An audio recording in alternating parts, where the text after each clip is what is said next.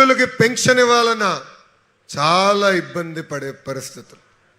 అయినా కూడా ఆయనకున్న అనుభవంతో ఈరోజు సమర్థవంతంగా రాష్ట్రాన్ని ముందలు నడిపిస్తున్నారు. ఒక పెన్షన్ విషయం తీసుకోండి.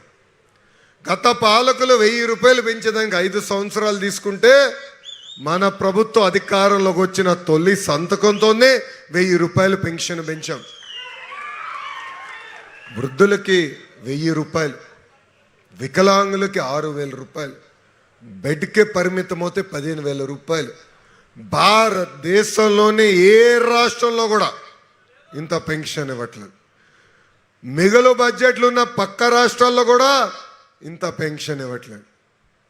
అన్నదాత సుఖీభవ, తల్లికి వందనం, ఉచిత గ్యాస్, ఈరోజు ఉచిత బస్ ప్రయాణం, ఇట్లా ఇచ్చిన హామీలు ఒక్కొక్కటి నిలబెట్టుకుంటా మనం ముందరికెళ్తున్నాం.